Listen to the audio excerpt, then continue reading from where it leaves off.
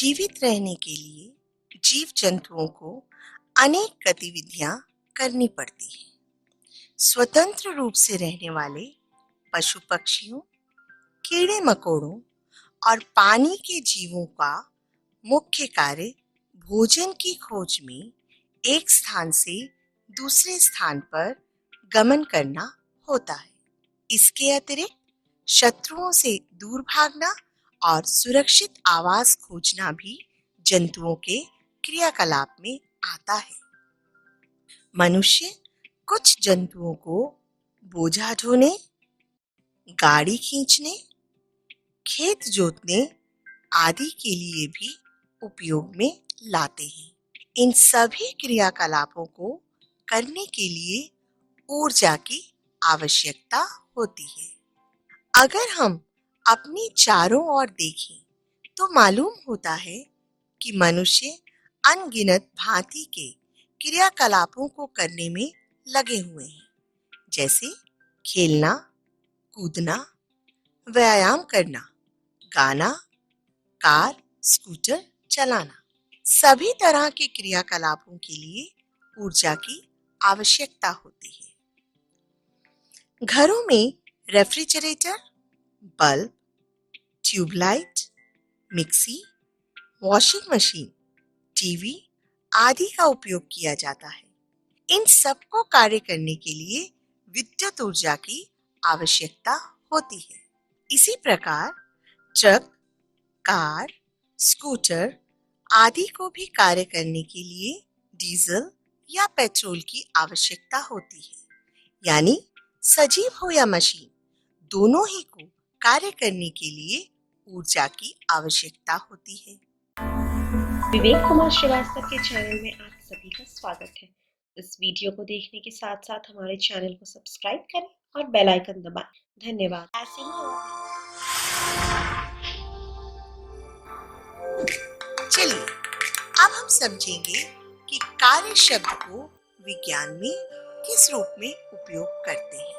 यदि हम एक भारी चट्टान को ढकेलने के लिए कठोर परिश्रम करते हैं और वह चट्टान हमारे प्रयत्नों से जरा भी नहीं हिलती, तो साधारण बोलचाल की भाषा में हम कह सकते हैं कि हमने चट्टान पर काफी कार्य किया और थक भी गए। लेकिन विज्ञान के अनुसार चट्टान पर हमने कोई कार्य नहीं किया, क्योंकि चट्टान में कोई विस्थापन नहीं हुआ।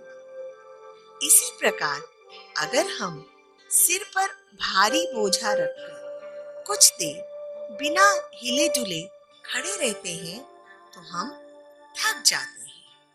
हमारे इस प्रकार प्रयास में बहुत सी ऊर्जा भी व्यय होती है, लेकिन विज्ञान में परिभाषित कार्य के अनुसार इस स्थिति में कार्य नहीं किया गया। इसी वैज्ञानिक परिभाषा के अनुसार बातचीत करने में, किसी धुन को गुनगुनाने में, चलचित्र देखने में, भाषण या लेक्चर सुनने में कोई कार्य नहीं होता है। अगर हम सीढ़ियों से चढ़कर भवन की ऊपरी मंजिल पर पहुंच जाते हैं, या एक पेड़ पर चढ़ जाते हैं, या धरती पर से कोई वस्तु उठा लेते हैं, तो वैज्ञानिक परिभाषा के अनुसार इन क्रियाकलापों में बहुत कार्य निहित है। कार्य की वैज्ञानिक संकल्पना: किसी सतह पर रखे एक गुटके को धकेलें। गुटका कुछ दूरी तय करता है। हमने गुटके पर एक बल लगाया, जिससे गुटका विस्थापित हो गया। इस स्थिति में कार्य हुआ। एक पुस्तक को किसी ऊंचाई तक उठाते हैं। ऐसा करने के लिए बल लगाना पड़ता है। पुस्तक गतिमान होती है, इसीलिए इस क्रियाकलाप में कार्य संपन्न होता है। इन स्थितियों को ध्यानपूर्वक देखने से ज्ञात होता है कार्य करने के लिए दो दशाओं का होना आवश्यक है। वस्तु पर कोई बल लगना चाहिए और वस्तु विस्थापित होनी चाहिए। यदि इनमें से कोई भी दशा पूरी नहीं होती तो कार्य नहीं किया गया। विज्ञान में हम कार्य को इस दृष्टि से देखते हैं। जब बैल गाड़ी को खींचता है तो बैल गाड़ी पर एक बल लगाता है और गाड़ी गतिमान होती है। इस स्थिति में कार्य होता है क्योंकि गाड़ी पर बल लगता है और गाड़ी विस्थापित होती है। चलिए अब कार्य के परिमाण को ज्ञात करते हैं और देखते हैं कि नियत बल द्वारा किया गया कार्य कितना होता है। मान लीजिए किसी वस्तु पर एक नियत बल F कार्य करता है और वस्तु बल की दिशा में S दूरी विस्थापित होती है। अगर किया गया कार्य W है तो कार्य की परिभाषा के अनुसार कार्य बल तथा विस्थापन के गुणनफल के बराबर है। किया गया कार्य बराबर बल गुना विस्थापन, W बराबर F गुना S। यदि F बराबर 1 न्यूटन तथा S बराबर 1 मीटर है तो किया गया कार्य 1 न्यूटन मीटर या 1 जूल होगा। यानी कार्य का मात्रक न्यूटन मीटर या जूल है। कार्य में केवल परिमाण होता है तथा कोई दिशा नहीं होती। यदि 1 न्यूटन बल किसी वस्तु को बल की क्रिया रेखा की दिशा में 1 मीटर विस्थापित कर दे तो हम कहते हैं कि वस्तु पर 1 जूल कार्य किया गया। हम जानते हैं कि किया गया कार्य W बराबर बल गुना विस्थापन होता है। क्या गतिमान वस्तु हमेशा कार्य करती है? यदि कोई वस्तु घर्षण रहित सतह पर समान वेग से चल रही है यानी वस्तु पर लगने वाला बल 0 है तो किया गया कार्य भी 0 होगा क्योंकि 0 गुना विस्थापन बराबर 0। अब हम समझेंगे कि ऋणात्मक और धनात्मक कार्य क्या होते हैं। जब बल विस्थापन की दिशा के विपरीत दिशा में लगता है तो ऐसे बल द्वारा किया गया कार्य ऋणात्मक होता है और जब बल विस्थापन की दिशा में लगता है तो किया गया कार्य धनात्मक होता है। यहाँ एक बच्चा एक खिलौना कार को धरती के समांतर खींच रहा है। बच्चे ने कार के विस्थापन की दिशा में बल लगाया है, इसीलिए बच्चे द्वारा कार पर किया गया कार्य धनात्मक है।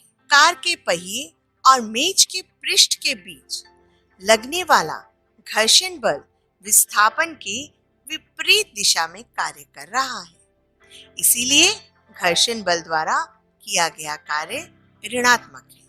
इसको और अच्छी तरह समझने के लिए एक क्रियाकलाप करते हैं।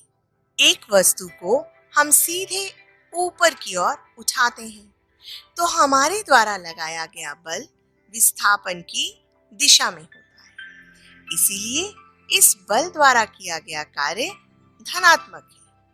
परंतु हम जानते हैं कि वस्तु पर गुरुत्वीय बल भी कार्य कर रहा है। यह गुरुत्वीय बल विस्थापन की दिशा के विपरीत दिशा में लगता है, इसीलिए गुरुत्वीय बल ऋणात्मक कार्य।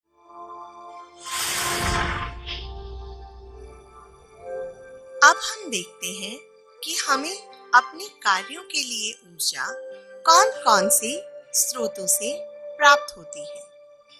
अगर जीवन है तो गतिविधियां भी हैं, जैसे खेलना, कूदना, पढ़ना, खाना, पीना आदि। सभी तरह के कार्यों के लिए ऊर्जा होनी आवश्यक होती है। ऊर्जा के बिना जीवन असंभव है। हमें ऊर्जा कहाँ से प्राप्त होती है? घरों में फ्रिज, टेलीविजन चलाने और प्रकाश करने के लिए हमें विद्युत ऊर्जा की आवश्यकता होती है। ये विद्युत ऊर्जा हमें मेन से, जनरेटर या डायनामो से, बैटरी आदि से प्राप्त होती है।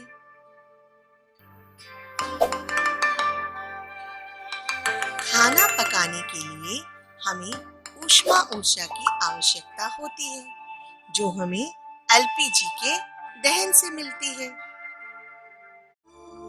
सूर्य हमारे लिए ऊर्जा का सबसे बड़ा प्राकृतिक स्रोत है। हमारे ऊर्जा के बहुत से स्रोत सूर्य से व्युत्पन्न होते हैं। इसके अतिरिक्त हम परमाणुओं के नाभिकों से, पृथ्वी के आंतरिक भागों से, गतिशील पवनों से, बहती हुई नदियों और झरनों से तथा ज्वार भाटों से भी ऊर्जा प्राप्त कर सकते हैं।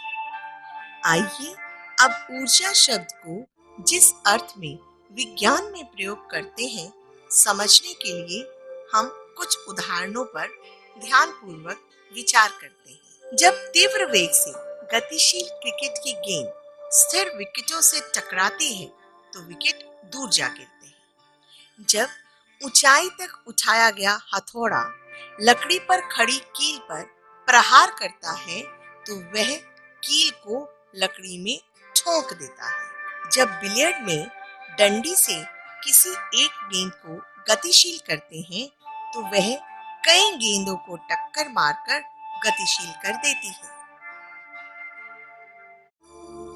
जब बच्चों के चाबी वाले खिलौने में चाबी भरकर फर्श या मेज पर रख देते हैं तो खिलौना गति करने लगता है।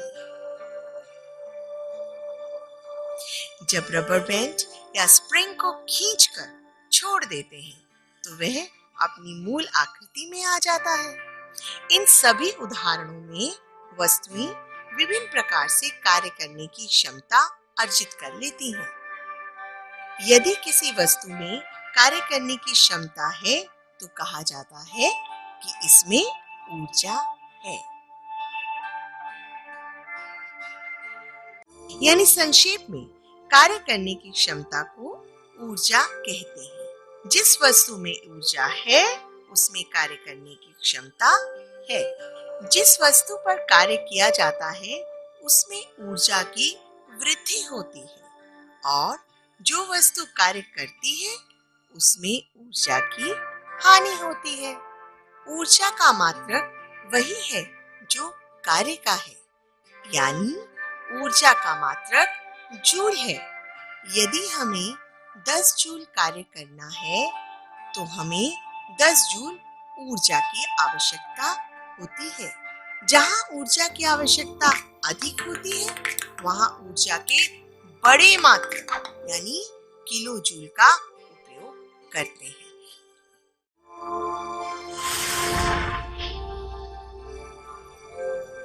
वैज्ञानिकों का मानना है कि आज से लगभग 15 अरब वर्ष पहले बृहद धमाका हुआ था। तब ऊर्जा का एक ही रूप था। आज जिस संसार में हम रहते हैं उसमें ऊर्जा अनेक रूपों में विद्यमान है, जैसे स्थितिज ऊर्जा, गतिज ऊर्जा, ऊष्मीय ऊर्जा, रासायनिक ऊर्जा, विद्युत ऊर्जा, प्रकाश ऊर्जा, नाभिकीय ऊर्जा आदि। किसी वस्तु की स्थितिज तथा गतिज ऊर्जा के योग को यांत्रिक ऊर्जा कहते हैं। चलिए गतिज ऊर्जा को समझने के लिए कुछ क्रियाकलाप करते हैं। एक भारी गेंद लेते हैं, इसे गीली रेत की मोटी परत पर 25 सेंटीमीटर की ऊंचाई से गिराते हैं। हम देखते हैं कि गेंद रेत में एक गड्ढा बना देती है। इस क्रियाकलाप को 50 सेंटीमीटर, 1 मीटर और 1.5 मीटर की ऊंचाइयों से गेंद को अलग अलग स्थानों पर गिराकर दोहराते हैं। गेंद के गिरने की ऊंचाई के अनुसार सभी गड्ढों पर निशान लगाते हैं। सभी गड्ढों की गहराई की तुलना करते हैं। हम देखते हैं कि जहां 25 सेंटीमीटर की ऊंचाई से गेंद गिराई गई थी, वह गड्ढा सबसे अधिक उथला यानी सबसे कम गहरा है, यानी गेंद ने वहां सबसे कम कार्य किया है। यानी 25 सेंटीमीटर की ऊंचाई से गिराई गई गेंद में शेष अन्य स्थितियों की अपेक्षा सबसे कम ऊर्जा थी। इसी प्रकार जहां 1.5 मीटर की ऊंचाई से गेंद गिराई गई थी, वह गड्ढा बाकी अन्य गड्ढों की तुलना में ज्यादा गहरा है। इस जगह गिराई गई गेंद ने रेत पर सबसे अधिक कार्य किया है, यानी उसमें अन्य स्थितियों की तुलना में अधिक ऊर्जा थी। अब एक ट्रॉली को मेज पर इस प्रकार रखते हैं। ट्रॉली को धागे और घिरनी की सहायता से कम भार वाले पलड़े से जोड़ देते हैं। एक ज्ञात द्रव्यमान के लकड़ी के गुटके को ट्रॉली के सामने एक सुविधाजनक दूरी पर रखते हैं। अब पलड़े पर एक ज्ञात द्रव्यमान रखते हैं, जिससे कि ट्रॉली गतिमान हो जाए। ट्रॉली आगे चलती है और लकड़ी के गुटके से टकराती है और टकराने के बाद ट्रॉली अवरोधक के कारण रुक जाती है।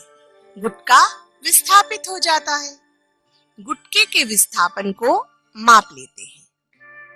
ट्रॉली ने गुटके पर कार्य किया, यानी ट्रॉली में ऊर्जा विद्यमान थी।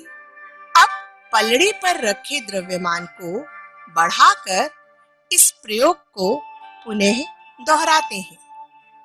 अब फिर गुटके के विस्थापन को मापते हैं। हम देखते हैं इस बार गुटके का विस्थापन पहले से अधिक है, यानी ट्रॉली ने गुटके पर पहले की तुलना में अधिक कार्य किया है। इस क्रियाकलाप में गतिशील ट्रॉली कार्य करती है, अतः इसमें ऊर्जा विद्यमान है।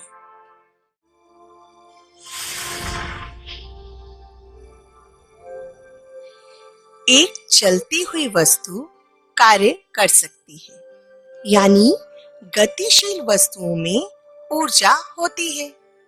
गतिशील गोली लक्ष्य भेद देती है।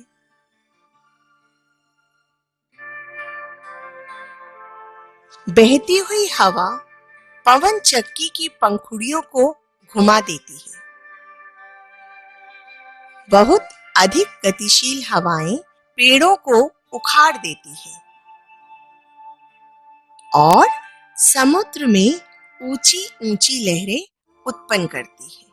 गिरता हुआ नारियल, गतिशील कार, लुढ़कता हुआ पत्थर, उड़ता हुआ हवाई जहाज,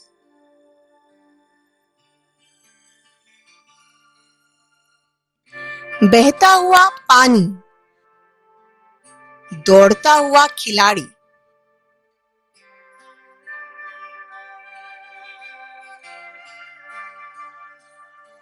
बहती हुई हवा, सभी में गतिज ऊर्जा विद्यमान है।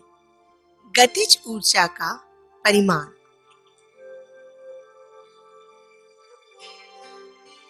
किसी निश्चित वेग से गतिशील वस्तु की गतिज ऊर्जा उस वस्तु पर इस वेग के प्राप्त करने के लिए किए गए कार्य के बराबर है। अब हम गतिशील वस्तु की गतिज ऊर्जा का उस वस्तु के द्रव्यमान m और वेग u के साथ संबंध पता लगाते हैं। मान लीजिए m द्रव्यमान की एक वस्तु एक समान वेग से गतिशील है। इस पर एक बल F विस्थापन की दिशा में लगता है और वस्तु s दूरी तक विस्थापित हो जाती है। इस प्रकार बल F द्वारा किया गया कार्य W बराबर है F गुना S। वस्तु पर किए गए कार्य के कारण इसके वेग में परिवर्तन होगा। माना वस्तु का वेग u से v हो जाता है और इस प्रकार उत्पन्न हुए त्वरण का मान a है। तो वेग स्थिति संबंध के अनुसार v की घात 2 घटा u की घात 2 बराबर है 2as। तो s बराबर है v की घात 2 घटा u की घात 2 बचे में 2a। हमें ज्ञात है F बराबर होता है ma। W बराबर है F गुना S।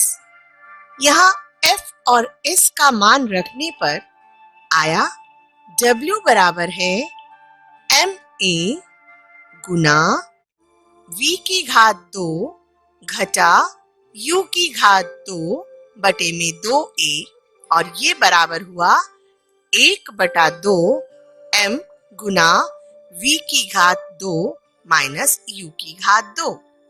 यदि वस्तु की गति अपनी विरामावस्था से प्रारंभ होती है यानी u बराबर 0, तब w बराबर है 1/2 m v की घात 2। अतः m द्रव्यमान की तथा एक समान वेग u से गतिशील वस्तु की गतिज ऊर्जा का मान होगा E के बराबर 1/2 m v की घात 2। स्थितिज ऊर्जा पोटेंशियल एनर्जी। स्थितिज ऊर्जा के बारे में अच्छी तरह जानने के लिए कुछ क्रियाकलाप करते हैं। एक रबड़ बैंड यानी रबड़ का छल्ला लेते हैं। इसको दोनों हाथों से पकड़कर खींचते हैं। हम देखते हैं कि इसकी लंबाई बढ़ जाती है। अब इसके एक सिरे को छोड़ देते हैं। छल्ला अपनी प्रारंभिक लंबाई को प्राप्त कर लेता है। छल्ला अपनी खिंची हुई स्थिति में कुछ ऊर्जा उपार्जित करता है, जिसका प्रयोग करके वह अपनी मूल स्थिति को वापस पा लेता है।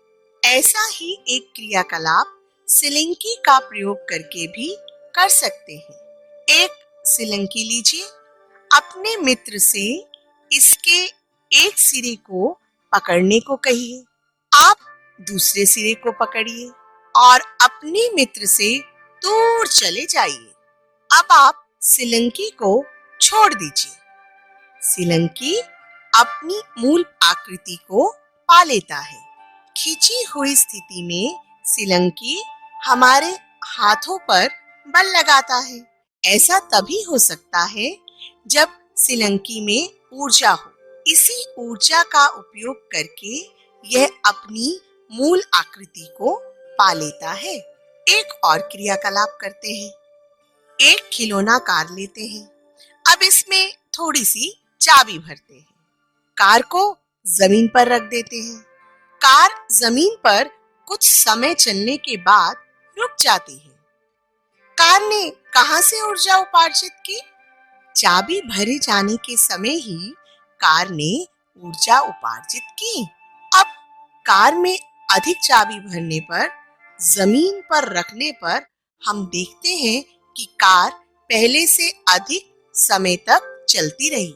यानी कार द्वारा उपार्जित ऊर्जा चाबी द्वारा भरे गए लपेटनों की संख्या पर निर्भर करती है। हम जानते हैं कि किसी वस्तु को जितनी अधिक ऊंचाई से गिराते हैं वह उतना ही अधिक कार्य कर सकती है, अर्थात उसमें उतनी अधिक ऊर्जा विद्यमान हो जाती है। इन क्रियाकलापों से यह निष्कर्ष निकलता है कि वस्तु पर किए गए कार्य के कारण इसमें ऊर्जा संचित हो जाती है। किसी वस्तु को स्थानांतरित की गई ऊर्जा इसमें स्थितिज ऊर्जा के रूप में संचित रहती है।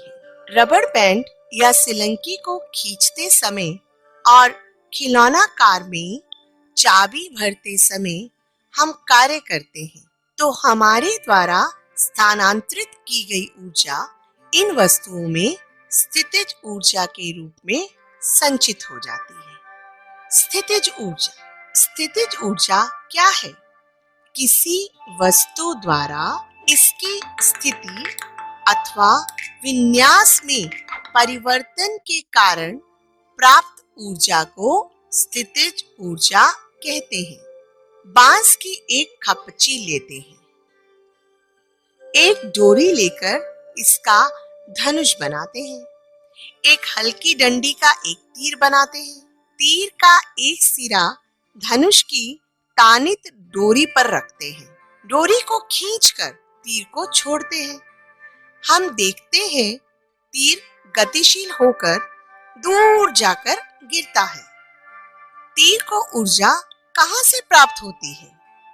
धनुष की आकृति में परिवर्तन के कारण उसमें संचित स्थितिज ऊर्जा तीर को गतिज ऊर्जा प्रदान करती है।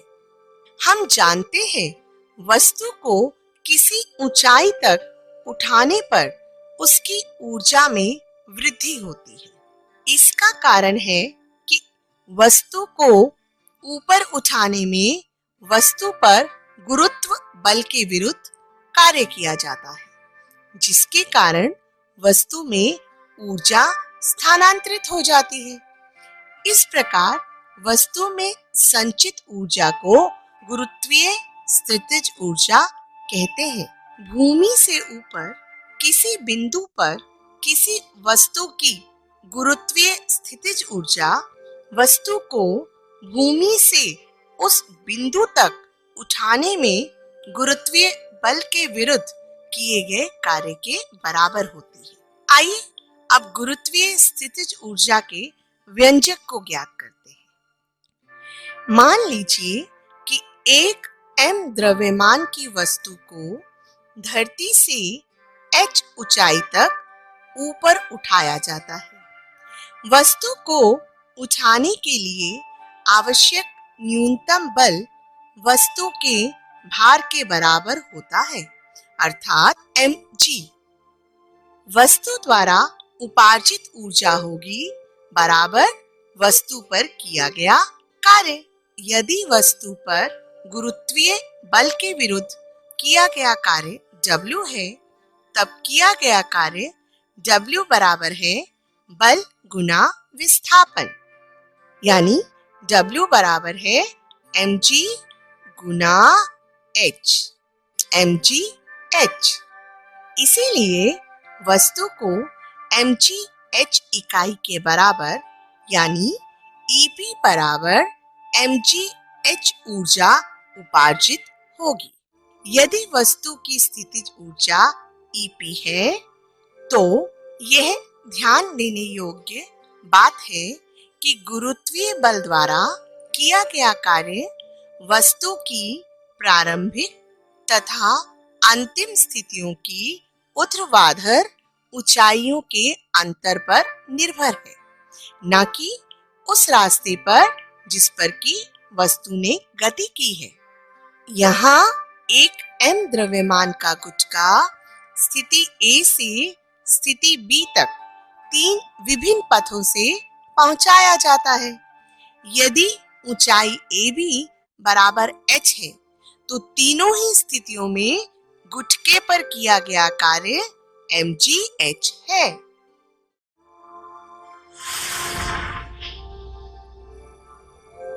हम जानते हैं कि पौधों की पत्तियों में क्लोरोफिल नामक हरे रंग का पदार्थ होता है, जो प्रकाश संश्लेषण में ऊर्जा को रासायनिक ऊर्जा में परिवर्तित करने में सहायता करता है। वायु उच्च दाब वाले क्षेत्र से निम्न दाब वाले क्षेत्र की ओर बहती है। भिन्न भिन्न क्षेत्रों पर होने वाला भिन्न भिन्न वायु दाब उन क्षेत्रों के तापमान पर निर्भर करता है। बहती हुई हवा की गतिज ऊर्जा का उपयोग पवन चक्कियों के चलाने में किया जाता है। ऊर्जा के बहुत से स्रोत सूरज से व्युत्पन्न होते हैं। कोयला तथा पेट्रोलियम जैसे ईंधन की रासायनिक ऊर्जा का मूल स्रोत भी सौर ऊर्जा ही है। वाष्पोत्सर्जन यानी ट्रांसपीरेशन, श्वसन यानी रेस्पिरेशन और वाष्पीकरण यानी इवेपोरेशन द्वारा भूजल सूर्य की गर्मी पाकर वाष्प बनकर वायुमंडल में पहुंच जाता है और जल की बूंदों की स्थितिज ऊर्जा अधिक हो जाती है। जल वाष्प ठंडा होकर जल वर्षा या ओलावृष्टि के रूप में पृथ्वी की सतह पर वापस आ जाता है। इस प्रकार जल की स्थितिज ऊर्जा गतिज ऊर्जा में बदल जाती है। ताली बजाते समय हमारी पेशीय ऊर्जा ध्वनि तथा ऊष्मा ऊर्जा में रूपांतरित हो जाती है। विद्युत जनित्र यानी जनरेटर या डायनामो के द्वारा यांत्रिक ऊर्जा का विद्युत ऊर्जा में रूपांतरण होता है। इलेक्ट्रिक मोटर, विद्युत ऊर्जा को यांत्रिक ऊर्जा में रूपांतरित करते हैं। विद्युत बल्ब में विद्युत ऊर्जा का प्रकाश तथा ऊष्मा ऊर्जा में रूपांतरण होता है। माइक में ध्वनि ऊर्जा का विद्युत ऊर्जा में रूपांतरण होता है। जब ईंधन का दहन होता है तो रासायनिक ऊर्जा का ऊष्मा ऊर्जा में रूपांतरण होता है। संक्षेप में हम कह सकते हैं, जहां भी कार्य हो रहा है वहां ऊर्जा रूपांतरण भी हो रहा है। ऊर्जा संरक्षण का नियम, law of conservation of energy. हमने सीखा कि ऊर्जा एक रूप से दूसरे रूप में परिवर्तित हो सकती है। ऊर्जा रूपांतरण की अवस्था में निकाय की कुल ऊर्जा अपरिवर्तित रहती है। यह ऊर्जा संरक्षण का नियम है। इस नियम के अनुसार ऊर्जा केवल एक रूप से दूसरे रूप में रूपांतरित हो सकती है, न तो इसकी उत्पत्ति की जा सकती है और न ही विनाश। एक सरल उदाहरण पर विचार करते हैं। एक m द्रव्यमान की वस्तु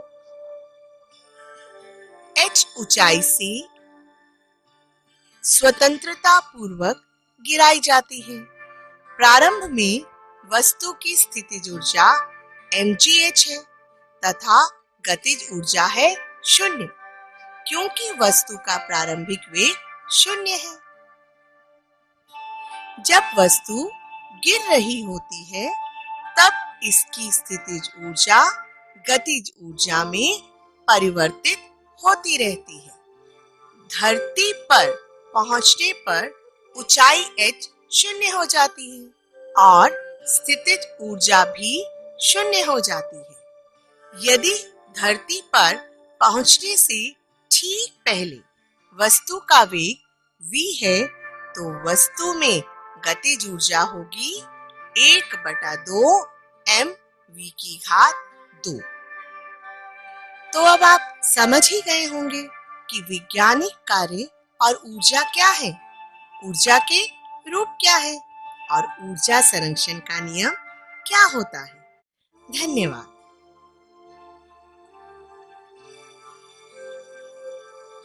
ऐसे ही और वीडियोस देखने के लिए हमारे वीडियो को लाइक करें, चैनल को सब्सक्राइब करें और बेल आइकन जरूर दबाएं।